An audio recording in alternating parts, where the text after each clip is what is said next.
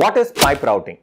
Being a piping design engineer, if you do not know what is pipe routing, then you will not be able to fulfill your job responsibilities. Moreover, you will not be able to understand the dynamics of piping design engineering. So it's really important to understand what is pipe routing is all about. So I am here, Subhash Chandran from Pymedaca, to explain what is pipe routing is all about. So without wasting your time, let's get started. Let's understand the definition of pipe routing. What is pipe routing? Pipe routing is nothing but routing a piping with respect to process and piping design conditions. You have to meet all the process and piping design conditions in order to route a line and while completing the routing of the line. Now let's go to the second stage. Second stage is when to start the pipe routing. Because in order to start some activity, you need to have some input. So when to start a pipe routing in any piping design projects? In order to start the pipe routing in any design projects, you need to have a minimum informations in your hand, without which you cannot start. So the minimum informations are, first is P&ID, so that you can get all the line details from the P&ID. And second information is equipment GA, so that you will be able to understand the name of the equipment, location of the equipment, elevation of the nozzles and everything from the equipment GA. And third is client specification, which will tell you the design basis of piping design minimum safety requirements by which you will be able to route the line. So these three documents as a minimum you have to go through and understand, and you need to have this in front of you in order to start the pipe routing activity. Now comes the third stage, which is the major pipe routing activity. So pipe routing is not one activity. It is a set of decision making process and also a task and also the ability of understanding the engineering requirements, and accordingly you change your design. So it's an integrated process. It's a little bit a complicated process. It is not one particular activity. You have to do lot of decision making process while performing the pipe routing activity. So let me categorize this into 10 key activities of pipe routing. So when you say pipe routing, then you have to do these key 10 activities in pipe routing. Only then you will be able to fulfill the requirements of process and piping design engineering in pipe routing. So let's start from the first one. You have to route the line with respect to P&ID. Why to say you have to route a line with respect to P&ID? Because you have to read the P&ID. Let's say the line is started from a particular equipment and the line ends at different line. So you need to ensure this line is starting from the equipment. You should not start this line from different equipment. So that is one of the reasons why it should be as per P&ID. If the valve is placed immediately after starting from your line, then you have to place the valve. It could be a gate valve or it could be a check valve. If the drain is available, you have to provide. If the control valves are available, you have to provide. So you need to follow the sequence as exactly mentioned in P&ID. So this is the first important thing that you have to do it. So you simply blindly follow the P&ID. So this is primary requirement for any pipe routing. Second important thing, you have to understand where it actually starts and where it actually ends. Because with respect to the start and end locations, you will be able to make decisions. For example, when a line it starts from the lower elevation and if it goes to higher elevation, you cannot have the reverse slope. You need to have the slope in such a way that the always drain goes to the lower point. You cannot have a pocket. If you have a pocket, the pocket collects more drain. You cannot have the drain at the high point. You cannot have the vent at the low point. So the dynamics of the line, where it starts and where it ends, defines the dynamics of the routing also. So this is also a second important thing. If you are interested in pipe routing, you can take up my course, which is already available in my website, which is known as Pipe Routing for Oil and Gas Industries. This covers almost all pipe routing philosophies, including the decision making and important engineering parameters to be considered and the method of finalization of the pipe routing with respect to different equipments, including pipe racks and compressors and pumps.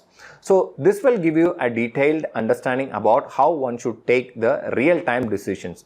So please go through my details of the course. You'll be able to understand the intent of the course and as well as the content of the course. You can find my phone number in the course details. If you have any doubts about the course details, you can always message me in my WhatsApp. So I'll be able to directly interacting with you to give more clarification about my course. So now let's continue our discussion. And third is elevation. You need to finalize the elevation of the line. At many cases, the line goes up and down, but you cannot simply play with the rise and the by dropping the line. You have to exactly fix the elevation of the line with respect to the process conditions. So you should know what is the primary requirement in order to finalize the elevation. Without simply understanding the concepts of piping and process conditions, actually, you cannot simply finalize the elevation. For example, if you raise the elevation of any line too high, then there will be a disturbance in the flow, because every flow in each and every lines are measured with respect to certain process conditions.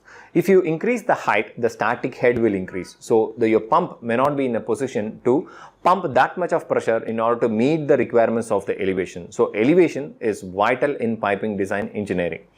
The fourth important thing is the change in directions. So when you route the line, you have to put a lot of elbows, a lot of T's and a lot of ovlets and everything.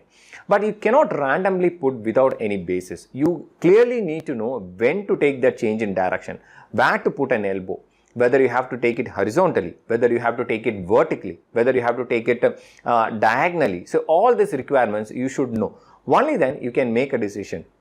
Without knowing this basis, if you keep on putting multiple elbows and multiple T's and fittings, actually, you will not be able to meet the exact requirements. Basically, it will increase the pressure drop and it will not allow the flow. And the fifth important thing is that minimum fittings, which is known as economical routing. What is economical routing is that when you finish a pipe routing, it should have as minimum fittings as possible.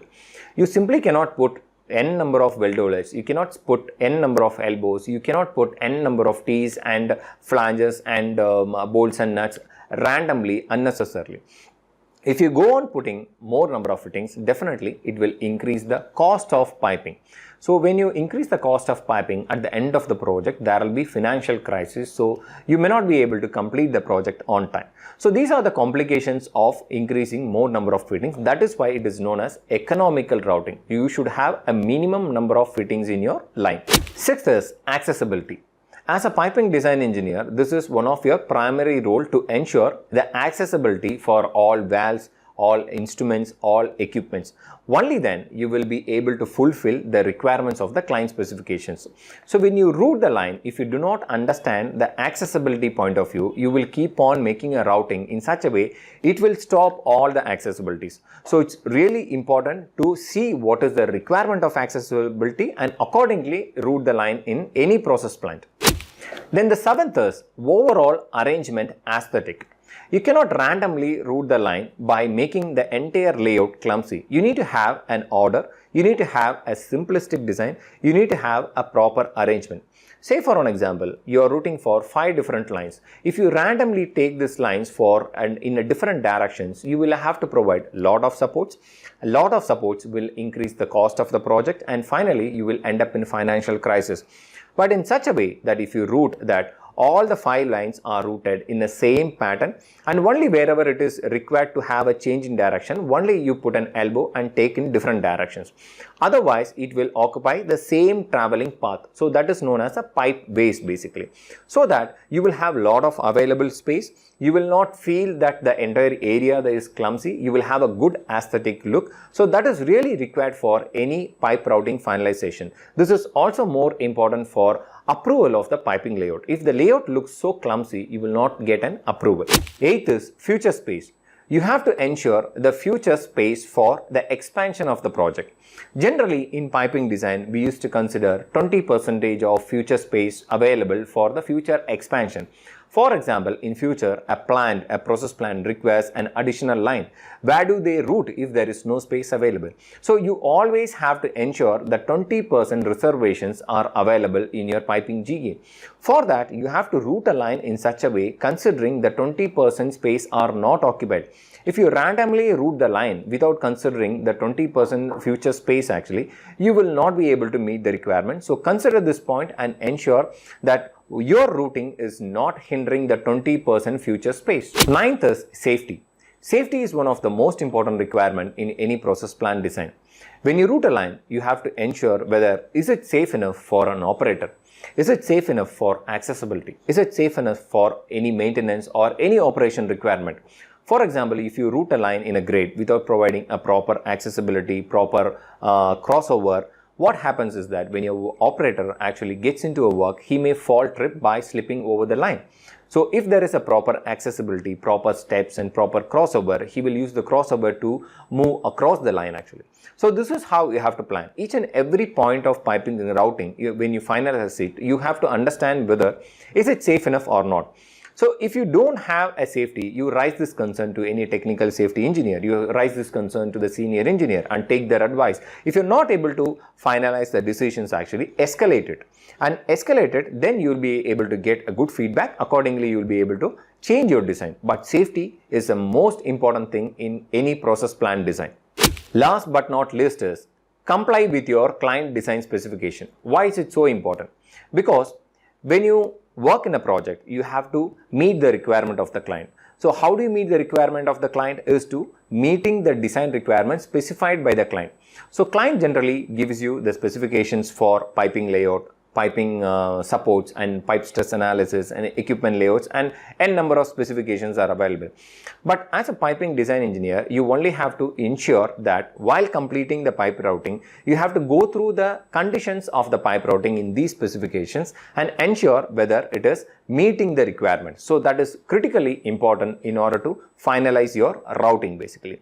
If you don't look at it and randomly keep doing the pipe routing, and the clients will give you a lot of comments and they will be unsatisfied as well. So you will have a hard time in getting a new projects from the same client. So it is really important to meet your client requirements. So that is what we call as compliance to the client specification. Hope you understand the importance and the activities which are integrated in the process of finalizing your pipe routing. I will meet you in another fantastic video. Until then, bye from Subhash Chandra.